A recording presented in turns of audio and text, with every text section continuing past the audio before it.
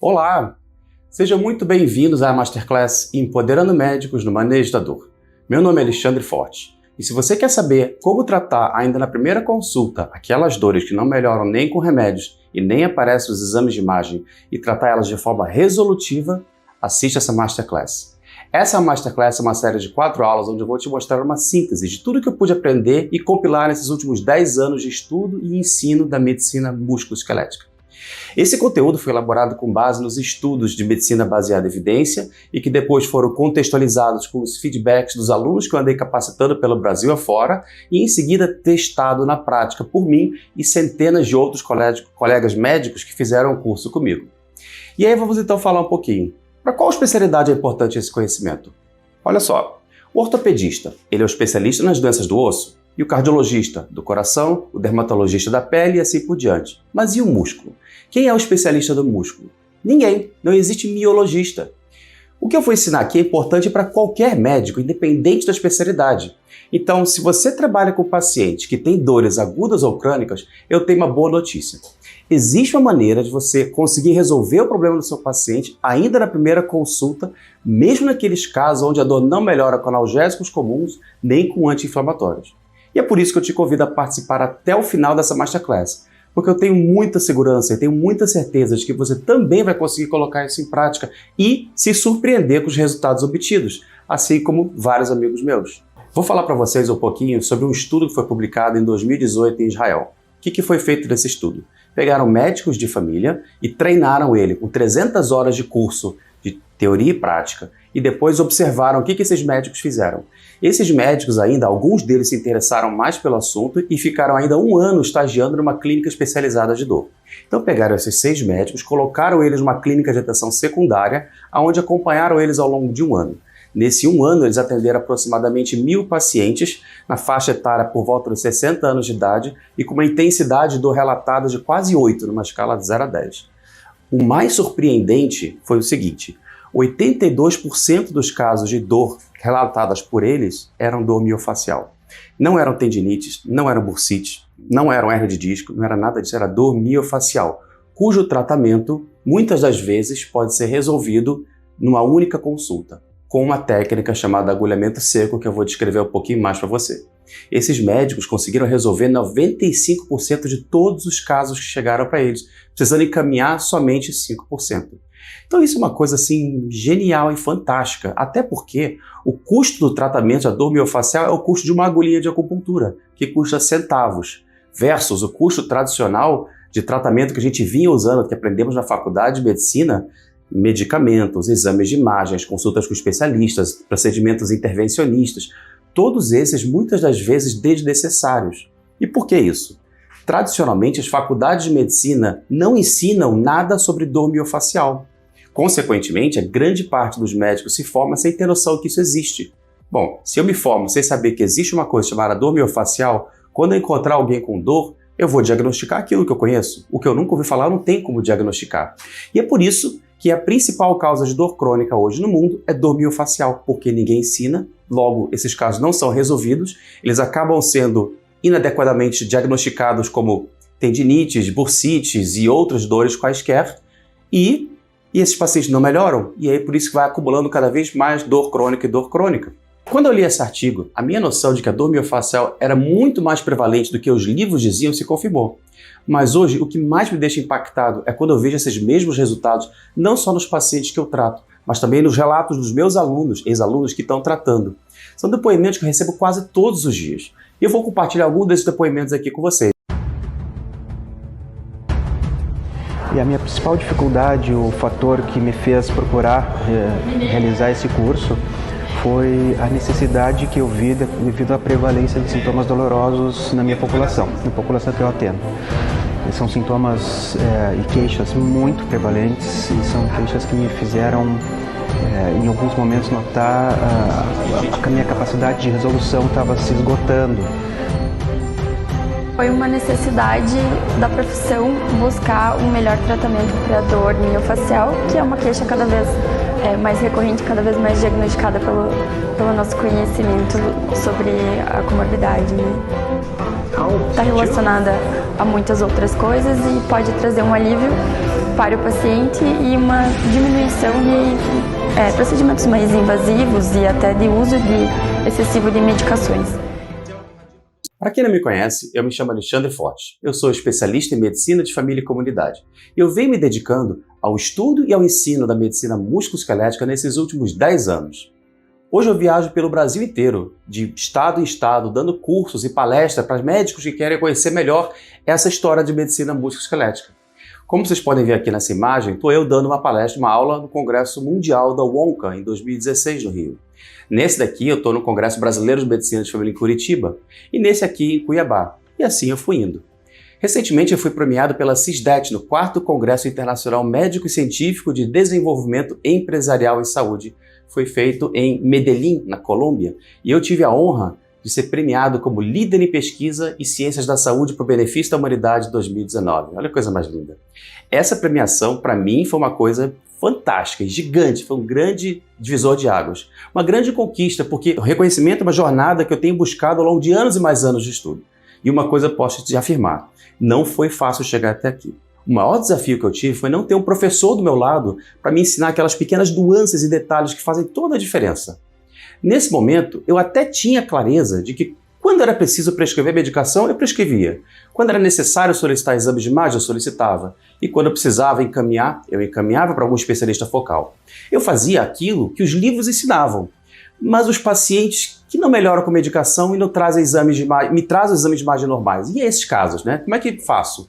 Eram esses que eu queria resolver. Eram esses que os livros tradicionais não comentavam. E era isso que eu queria agora me dedicar. Ainda mais porque eu percebi que não eram só os casos mais comuns de consulta, eram os que estavam todo santo dia no meu consultório. No início, eu tinha que ficar indo atrás de vários profissionais que tinham esse tipo de conhecimento.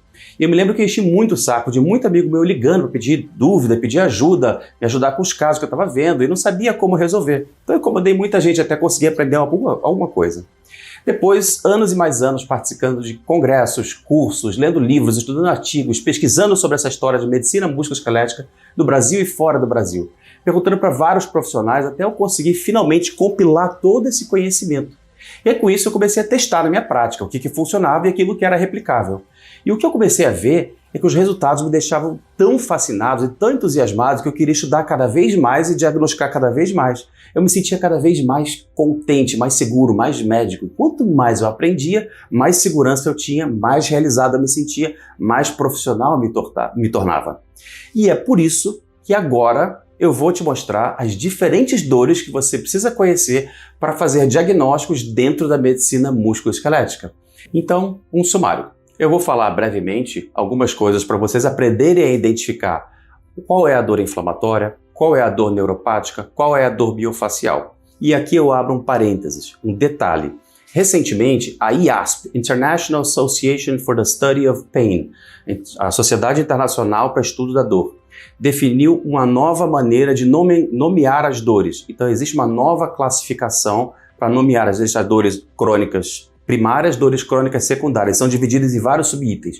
Isso vai complicar um pouco para o que essa aula predispõe a fazer. Então eu vou simplificar a vida de vocês. Existe a dor inflamatória, a dor neuropática e a dor miofacial. Tá? Os detalhes da terminologia, eu acredito que para esse momento talvez não vão fazer tanta diferença. O que eu vejo aqui, que é o mais importante, é que vocês conheçam e saibam diferenciar uma da outra. Por quê? Cada uma delas vai ter um tratamento diferente. Exemplo, eu vou dar anti-inflamatórios na dor inflamatória. Eu não vou dar anti-inflamatórios na dor miofacial, na dor neuropática. E assim por diante. Então vamos lá. O que é a dor inflamatória? A dor inflamatória ela tem 4 sinais flogísticos: dor, rubor, calor e edema. Então pensem num tornozelo torcido, pensem numa unha encravada, pensem numa tendinite aguda. O que acontece? Aquela estrutura anatômica inflamou, logo ela vai estar dolorida, quente, edemaciada e avermelhada, dor, rubor, calor e edema.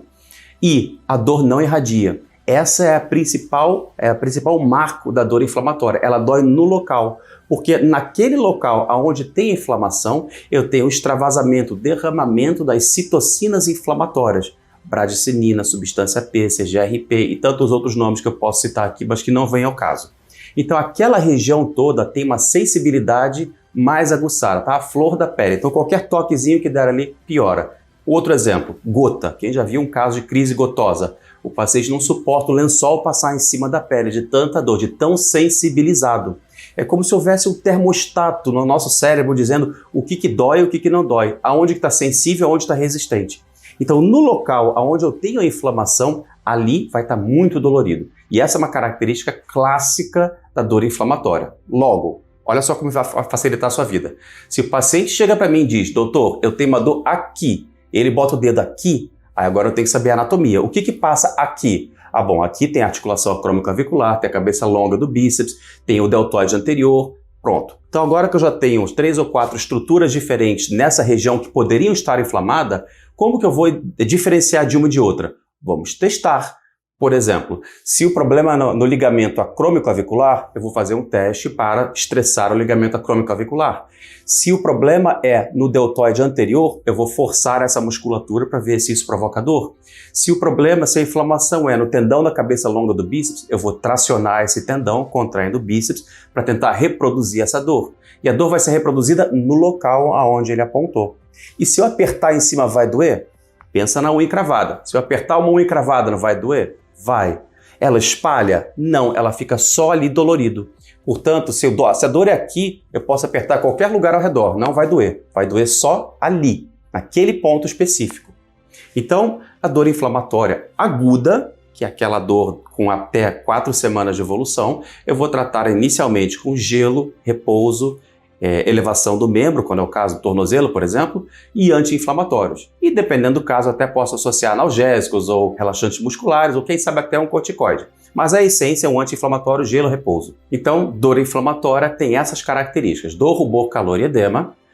Outra característica, a dor não irradia, ela dói localmente. E a outra característica, eu consigo reproduzir a dor estressando aquela estrutura, quer seja ela uma articulação, um ligamento, músculo, tendão ou uma raiz nervosa. Se eu estressar aquela estrutura e reproduzir a dor do paciente, eu vou conseguir chegar bem mais próximo do diagnóstico sem necessidade de um exame de imagem. Então, se eu conheço bem a anatomia, se eu tenho a noção da biomecânica, de qual o movimento que gerou aquilo, e da cinesiologia, do estudo do movimento, fica muito mais fácil chegar a um diagnóstico sem necessidade de pedir algum exame de imagem. A dor inflamatória, ela tem uma característica evolucionista, ela tem um caráter de proteção. Se está inflamado, é para não mexer, porque o corpo está fazendo o reparo tecidual. Então, uma das funções da dor é você deixar aquela estrutura em repouso. Não mexa, porque eu estou consertando. Da mesma maneira, quando eu passo cimento na calçada, agora tem que deixar o cimento secar, ou seja, não pise em cima, faça repouso, porque vai ficar bom. Então, a dor tem uma função de proteger aquela estrutura, porque se eu continuar forçando, vai arrebentar de vez. Agora, quando o assunto é dor neuropática, isso muda. Na dor neuropática, não existe um caráter de proteção. A dor neuropática, eu costumo brincar, eu digo que é como se fosse um curto-circuito no sistema nervoso, quer seja ele na periferia ou central. Então, é um defeito, é um problema no sistema nervoso, na condução do impulso nervoso pelo neurônio, desde a periferia até o sistema nervoso central, lá em cima no cérebro. Então, o que pode acontecer?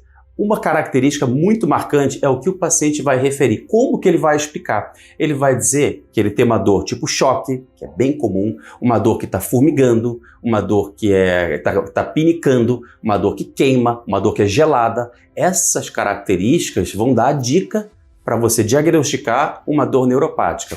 E aí eu vou te dar mais uma característica importantíssima. A dor neuropática, ela comete um nervo, certo? Então essa dor vai seguir o trajeto de um nervo, um dermátomo.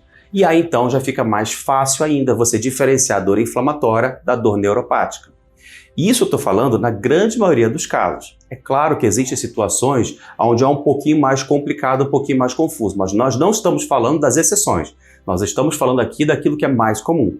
Então, características gerais da dor neuropática. Não tem nenhuma função fisiológica de proteção, é um defeito no sistema de condução do impulso nervoso, é caracterizado pela maneira como o paciente explica é um choque, é um formigamento, é uma queimação, é um gelo, é uma pinicada, e essa dor irradia num dermátomo, no trajeto de um nervo. As dores neuropáticas não respondem a tratamento com anti-inflamatório. Então, se o teu paciente tem uma queixa clássica dessas, não adianta prescrever anti-inflamatório, a não ser que ele tenha uma inflamação que esteja irritando uma raiz nervosa. Lembra que eu falei que a reação inflamatória derrama aquelas citocinas inflamatórias? Bradicinina, histamina, substância P, CGRP. Então, essas substâncias são substâncias que a gente diz são algiogênicas, que provocam dor. Se essas substâncias esbarrarem ou transbordarem em cima de um nervo, aí elas podem irritar aquela raiz nervosa e aí então que eu posso confundir as duas coisas. Mas, de novo, nós não estamos falando das exceções, estamos falando da regra. Então, um exemplo clássico de uma dor neuropática, uma hérnia de disco. Eu tenho uma hérnia que está comprimindo uma raiz nervosa e agora eu estou sentindo uma dor tipo choque que irradia por todo o trajeto do meu nervo ciático. Aquela dor que começa na região lombar ou no glúteo, desce para a face posterior da coxa, panturrilha, planta do pé. Tá? E aquela dor que quando eu faço o estiramento daquela raiz nervosa, no caso da ciatalgia, o paciente deitado em decúbito dorsal, eu elevo a perna estendida do paciente e vai reproduzir a dor. Então, eu estendi a raiz nervosa, reproduziu a dor dele. É uma dor neuropática, é uma radiculopatia, uma doença na raiz nervosa. Então, esse tipo de dor, estou falando não da hérnia de disco, estou falando do tipo de dor neuropática, eu vou tratar com anticonvulsivantes, dentre eles os mais comuns de primeira linha são a pregabalina e a gabapentina, e antidepressivos, como por exemplo a duloxetina, a amitriptilina. São as primeiras opções no manejo da dor neuropática. Os anti-inflamatórios aqui não têm muita ou quase nenhuma ação. Agora então vamos falar da cereja do bolo. Foi o que fez toda a diferença na minha vida, que mudou completamente a minha prática e que me encantou por essa história de medicina musculoesquelética. Por quê? Quando eu falo de dor inflamatória, eu vou tratar com um anti-inflamatório, mas aquilo não responde de imediato. Frequentemente demora aí alguns dias ou semanas para aquela inflamação melhorar, aquela dor inflamatória melhorar. A neuropática, às vezes até mais tempo. Mais alguns exemplos de dores neuropáticas, só para vocês contextualizarem. Eu falei de hérnia de disco, mas tem também, por exemplo, a síndrome do túnel do carpo, a neuropatia periférica do diabético, neuralgia do trigêmeo e tantas outras, tá? São dores que são mais demoradas para se tratar. Mas, voltando então para a cereja do bolo, a dor miofacial. O que é a dor miofacial? Síndrome dolorosa miofacial. É uma disfunção neuromuscular. Existem algumas teorias, nenhuma delas confirmada até o momento, mas algumas teorias que sugerem uma proposta fisiopatológica para a formação do ponto gatilho. Então, o que é o ponto gatilho? Vou simplificar para vocês, não vou ficar usando termos muito complicados. Eu vou falar como eu falo com os meus pacientes. O ponto gatilho é uma característica central da dor miofacial. Se não houver um ponto gatilho, eu não posso dizer que é dor miofacial. É simples assim. E o que é esse raio desse ponto gatilho, Alexandre? É assim, se eu pegar minha blusa, eu der um nó nela aqui, vocês podem perceber que tudo ao redor começa a ficar repuxado? Então, esse daqui é o ponto gatilho. Na hora que eu solto ele, a minha camisa afrouxa e ela volta ao normal. Então, se eu tenho um nó no músculo que está repuxando tudo ao redor, aqui já tem uma característica. Primeiro, se o músculo tem um nó, ele está encurtado. Se o músculo está encurtado, a amplitude de movimento daquele músculo está reduzido. Então, exemplo, quem faz a rotação externa do meu ombro é um músculo aqui atrás chamado infraespinal. E quem faz a contraposição é o músculo subescapular. Enquanto um contrai, o outro relaxa. Igual para dobrar o cotovelo. Enquanto o bíceps contrai, o tríceps relaxa. Então, meu corpo inteiro está equilibrado em cima de musculatura agonista e antagonista. Então, voltando para o nosso exemplo. Quando o infraespinal contrai, eu faço a rotação externa do meu ombro. Mas, ao mesmo tempo, o subescapular tem que relaxar. Quando eu faço a rotação interna, pode ser aqui ou pode ser aqui, a rotação interna, o meu subescapular contrai, desde que o meu infraespinal relaxe. Então, vamos imaginar que eu tenha um ponto gatilho no infraespinal, que por sinal é muito comum. Se eu tenho ponto gatilho no infraespinal, aquele músculo está encurtado. Se ele está encurtado, a amplitude de movimento dele está reduzida, ele não consegue esticar, porque ele está com uma contratura ali. Então pensa, para fazer a rotação interna, meu subescapular contrai, desde que o infra relaxe. Se meu músculo não consegue relaxar, meu infra não consegue relaxar porque ele tem um ponto gatilho, na amplitude de movimento aqui o braço não vai até o final, que deveria vir até aqui. Ele vem só até o meio do caminho. Então ali já tem uma primeira característica para me chamar a atenção. Opa, a amplitude de movimento está reduzida.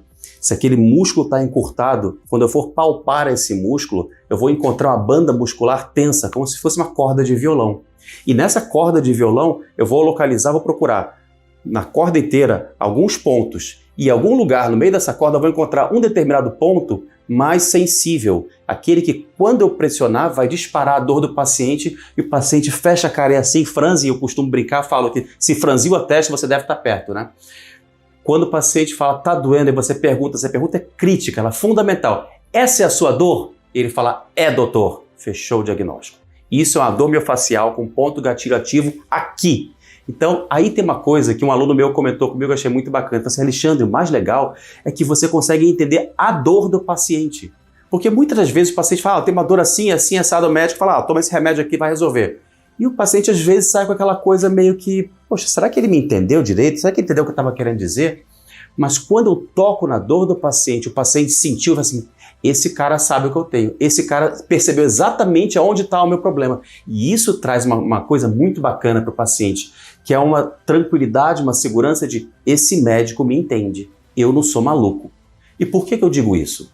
Outra característica fundamental de vocês compreenderem, a dor miofascial não aparece em exames de imagem tradicionais. Pode fazer ultrassonografia, radiografia, tomografia, ressonância, PET scan, vocês não vão ver pontos gatilho. Até existem alguns estudos sobre elastografia e termografia que estão sugerindo alguma coisa, mas nada padrão ouro e nada 100% fidedigno. Então, até hoje, o padrão ouro para o diagnóstico da dor miofascial são algumas características. Vamos lá. Banda muscular tensa, diminuição da amplitude de movimento, reprodução da dor do paciente quando eu palpo o ponto gatilho. Tá? Isso é característico. E aí, mais um detalhe. Cada músculo tem a sua própria assinatura. Então, o infraespinal, classicamente, a dor se espalha pela face anterior do braço até a mão e pela face lateral. E aí, agora eu vou falar a característica mais importante de todas. Para vocês reconhecerem que deve ser uma dor miofascial e não inflamatória ou neuropática, aqui vem a maior ferramenta que eu vou te dar. Tá? A maneira como o paciente fala. Porque quando ele fala que é uma dor neuropática, ele vai dizer é um choque, é um formigamento, é uma queimação, isso é dor neuropática. Quando é uma dor inflamatória, está latejando, está quente, está vermelho, você vê, é ali e não irradia. As dores que irradiam são a neuropática miofascial. Mas eu só posso dizer a palavra irradiar quando ela irradia no trajeto de um dermátomo. A dor miofascial não segue um trajeto de um dermátomo. Então a gente diz que ela é uma dor somática, então no soma, na carne, né? Referida, uma dor referida à distância. Então a dor do infraespinal é referida na face anterior do meu ombro, do meu braço e pela lateral. E como que o paciente vai se apresentar? Ele não vai saber colocar em palavras o que ele sente. E isso é muito engraçado. Engraçado no bom sentido, mas é muito característico. O paciente diz, é uma dor assim, é uma dor cansada, sabe? Uma dor doída, uma dor surda, é uma dor esquisita, uma dor maluca. E vai usar diversos adjetivos diferentes, mas não vai conseguir encontrar uma palavra que descreva aquilo que ele está sentindo. Então, o paciente chegou para você e começou a se enrolar muito na hora de descrever a dor. Muito importante, pensa em dor miofascial. Outra característica muito importante. O paciente chegou para você e disse que já fez tudo quanto é tipo de exame e ninguém descobriu o que ele tem. Lembra do que eu disse? Raio-X, ultrassom, ressonância, tomografia, PET scan, nada disso vai mostrar o ponto gatilho. Então, se ele já fez todos os exames, é porque não deve ser nenhum dos problemas tradicionalmente estudados na medicina. Deve ser algo diferente. E a outra coisa que é muito comum eles trazerem é, doutora, eu já tomei tudo quanto é tipo de remédio, já tomei anti-inflamatório, já tomei relaxante muscular, já tomei codeína, já tomei tramadol, já tomei o escambau. Dor miofascial não melhora com remédio. E aí essa é outra grande dica. Então, o paciente chega para você e fala, já fiz tudo, a história mais comum que eu vejo, tá? Doutor, eu já fui em vários médicos, já fiz tudo quanto é tipo de exame, já tomei tudo quanto é tipo de remédio, ninguém entende essa dor maluca que eu tenho. Mas maluca como? Eu não sei, uma dor esquisita, uma dor surda. Aí começou a ficar complicado de explicar? Para mim, a 90% certo. Mas agora vamos ao exame físico. No exame físico, eu não falei que tem um ponto gatilho e a gente vai procurar? Bom, cada ponto gatilho tem o seu padrão de referência diferente. Exemplo, um ponto gatilho no masseter pode irradiar para o dente. E aí muitas pessoas vão no dentista, arrancam o dente achando que aquele é o problema e a dor continua. A dor miofascial do glúteo mínimo, que fica no nosso quadril, ela irradia pelo mesmo trajeto do ciático. E aí, quando o cara vai fazer um exame de imagem, uma ressonância ou uma tomografia, vai mostrar que ele tem uma hérnia de disco. Parênteses aqui. A grande maioria das pessoas tem alterações degenerativas da coluna e são assintomáticas. Tá? Isso foi publicado no estudo. Eu vou mostrar para vocês aqui, olha, esse estudo de 2015 mostrou a ressonância magnética de pessoas saudáveis e assintomáticas dos 20 aos 80 anos de idade. E a grande maioria tinha algum tipo de alteração, ou degeneração do disco, ou das facetas, ou algum tipo de abaulamento discal, herniação discal. Portanto, fazer o exame de imagem e mostrar alguma alteração degenerativa não significa, não diretamente correlaciona com a dor da pessoa. Então, se a pessoa tem uma dor miofascial, tem um ponto gatilho no glúteo mínimo e ninguém examina, apenas pedem o exame, pode ser que venha uma alteração degenerativa ali. E aí o paciente vai dizer, tá aqui, ó, a minha hérnia. Não é hérnia coisa nenhuma, porque a dor não é tipo choque, ela não irradia no trajeto de um dermátomo e você não consegue reproduzir a dor fazendo o estiramento daquela raiz nervosa. E aí? E aí acaba que, infelizmente, alguns desses pacientes chegam até a cair numa mesa de cirurgia. E aí faz a cirurgia e não melhora. Infelizmente, acontece. Mas existe ainda um outro tipo de ponto, um outro músculo que é muito comum, que é o trapézio superior. O músculo trapézio é o que levanta os nossos ombros e é o que acumula estresse. Então, quando a gente está tenso, a gente vai ficando cada vez mais estressado. A gente contrai o trapézio superior. Então, é muito comum em quem vive muito estresse, ou quem dorme com o travesseiro pequeno ou grande, ou trocou de travesseiro, ou dormiu de mau jeito sentado no ônibus ou no avião, seja lá onde for, acaba provocando a formação de um ponto gatilho nesse músculo. O ponto gatilho do trapézio superior irradia para trás da orelha e ao redor da têmpora.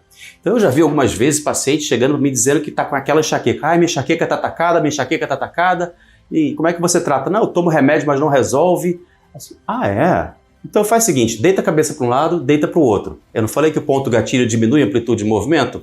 Se diminui a amplitude de movimento, quando ele deitar a cabeça para um lado, ele vai dizer, aqui está repuxando. Assim, que engraçado, sua enxaqueca está repuxando seu músculo? E aí você vai lá, palpa o trapézio e reproduz a dor do paciente. Aí você, olha, fica tranquilo, já vou resolver sua enxaqueca. E aí você vai lá, faz o agulhamento seco e resolve na hora. Casos assim, diagnósticos diferenciais que a gente não está fazendo, diagnósticos enormes. Eu posso citar dezenas de casos aqui interessantíssimos. Teve um caso de uma paciente que chegou para mim com dor na orelha e aí disse que já tinha 3 otorrinos diferentes e nenhum dos 3 conseguiu descobrir o que ela tinha. Eu na mesma hora lembrei disso, né? Bom, você passou em 3 especialistas, examinaram o ouvido dela, ela disse que não tinha nada no ouvido, o problema deve ser de outro lugar. E eu fui procurar o esternocleidomastoide, que a dor irradia para a orelha. Não deu outra, palpei a musculatura, reproduziu a dor. E o zumbido que ela tinha no ouvido também, que eu esqueci de comentar, sumiu depois do agulhamento. Então tem diversos sintomas que a gente nunca imaginou que pudessem estar relacionados ao nosso músculo, mas estão. Então, é uma breve ilustração de como que é um problema crônico, muito pouco diagnosticado, muito negligenciado pelas escolas médicas e pelos programas de pós-graduação. E por conta disso não são diagnosticados, não são tratados e acabam acumulando cada vez mais. E por último, a dor miofascial, o ponto gatilho, não desarma espontaneamente. Engano seu se você acha que com o tempo aquilo vai diminuir e vai melhorar. Não. Lembra que eu falei que é a principal causa de dor crônica? Então, a gente precisa tratar. Esse ponto gatilho tem que ser desarmado, senão aquela dor vai continuar perpetuando. Eu posso dizer, e eu posso apresentar para vocês a pessoa, se vocês quiserem, um cara que eu conheci num restaurante japonês, que eu ia sempre comer lá, e ele sempre estava mancando. E um dia, o cara de pau, cheguei lá e perguntei para ele, cara, dá licença, eu sou médico e tal, eu fiquei curioso, eu sempre vi que você está mancando, o que aconteceu com você? Não, eu caí de moto 3 vezes, e cada uma das quedas eu fraturei meu fêmur em 3 locais diferentes. E desde então, eu manco sempre. Há quanto tempo? Já tem 10 anos. Eu falei assim, cara, eu acho que eu posso te ajudar. Vai lá no consultório amanhã, eu vou dar uma olhada em você. E ele tinha um ponto gatilho no glúteo médio, que é o músculo que ajuda na marcha. O glúteo médio dele estava inibido, porque a musculatura está reduzida, então perde força, é outra característica, né? E aí, por conta disso, ele mancava. Agulhamos o ponto gatilho dele, no dia seguinte eu recebo uma mensagem de texto. 1º dia em 10 anos que eu acordo sem dor. Muito obrigado. E isso, caso, foi um dos que mais me marcou. Isso aí, eu não tenho palavras para descrever para vocês como que eu me senti feliz desse momento. Feliz por ter conseguido ajudar uma pessoa com uma coisa muito simples e muito rápida. Foi um procedimento que demorou 2, 3 minutos e o cara me mandou aquela mensagem. 1º dia em 10 anos que eu acordo sem dor. E eu até hoje sou amigo dele, várias vezes eu jantei lá no restaurante, ele é dono de restaurante japonês, por acaso, né? Eu adoro comida japonesa. E, enfim, ficamos amigos até hoje, é um amigo pessoal meu, eu posso apresentar o caso dele o dia que quem estiver duvidando de mim.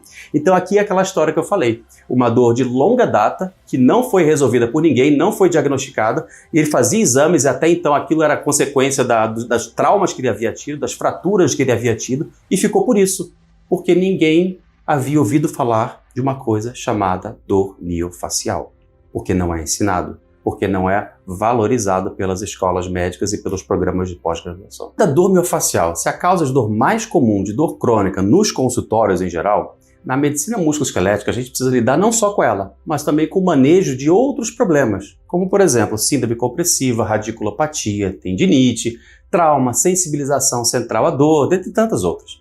Foi então que num desses cursos que eu conheci a dor miofacial. E ali eu vi a resposta para aquela minha velha angústia, porque só agora, de fato, eu consegui entender as dores daqueles pacientes que tinham exames normais e não melhoravam com nenhum tipo de remédio. Só para contextualizar com você, foi aqui que eu comecei a atender pacientes que entravam no meu consultório tudo empenado, tudo torto, cheio de problema e saíam dali de uma forma completamente diferente. O fato de eu conseguir ser resolutivo naquele momento foi o que fez toda a diferença na minha carreira como médico. O paciente não era mais encaminhado para um ortopedista, para um especialista ou outro qualquer. Ele não saía mais dali com uma receita na mão, na esperança de que esses remédios, com o tempo, fossem aliviar a sua dor. Mas não. Durante a consulta, ele já tinha o seu problema diagnosticado, identificado e resolvido. Ele saía da consulta já sem dor. E quem estava do lado de fora do consultório olhava o paciente entrar todo torto e sair feliz da vida, saltitando e feliz. Então agora, estamos chegando ao final do nosso primeiro vídeo da Masterclass Empoderando o Médico no Manejo da Dor. E eu te mostrei só um pouquinho do universo que é a medicina musculoesquelética. Eu mostrei todas as dores, ou melhor, as mais importantes, que devem ser tratadas de formas individuais e não como receita de bolo. Para cada tipo de dor, eu tenho que ter um tipo de tratamento específico. E eu te mostrei como é possível mostrar aquelas dores que não melhoram com remédios e não aparecem nos exames de imagem de forma resolutiva e ainda na primeira consulta. Eu te mostrei para quê? Para que você pudesse entender que qualquer médico pode ser mais resolutivo, pode ser mais realizado profissionalmente. Que você pode transformar a sua rotina numa que faça mais sentido. Você pode transformar a dor em sorriso. Fora que isso pode trazer mais evidência e reconhecimento para sua carreira. Bom, eu não quero me estender muito, mas na próxima aula eu resolvi fazer uma coisa diferente. Eu vou mostrar na prática como que eu faço os meus atendimentos. Por quê? Tem muitos médicos me ligando e mandando mensagens pedindo orientação sobre dor miofacial. E eu decidi falar com vocês sobre o ponto gatilho no infraespinal. Por quê? Porque é um dos mais prevalentes que, com certeza, ainda essa semana vocês vão ter um caso desse no consultório de vocês. E eu garanto que vocês vão conseguir diagnosticar e resolver essa dor dos seus pacientes naquela consulta ali. Eu vou mostrar que o que eu estou falando não é só teoria. Eu vou te ensinar a resolver isso. Então não perca essa próxima aula, ela vai ser fundamental. E ainda, eu vou liberar um PDF e um vídeo muito importante, onde eu ensino uma forma diferente de sistematizar a sua anamnese. Uma forma muito mais simples, dinâmica, prática, rápida, de organizar o raciocínio clínico e simplificar em muito a sua avaliação do paciente com dor. Enquanto isso, eu quero te pedir para deixar um comentáriozinho aqui embaixo. Eu quero saber por que esse primeiro vídeo foi importante para você, ou quem sabe uma mensagenzinha sobre o que você está achando dessa Masterclass. Com esse seu comentário, você me ajuda a desenvolver um conteúdo mais relevante e que vai te ajudar. Te convido também para se inscrever no canal do YouTube e a me seguir no Instagram, porque eu disponibilizo ali um conteúdo muito valioso, além de vários depoimentos de ferramentas para te ajudar nessa tua jornada que vai começar aqui. Então até lá, um forte abraço e até a nossa próxima aula.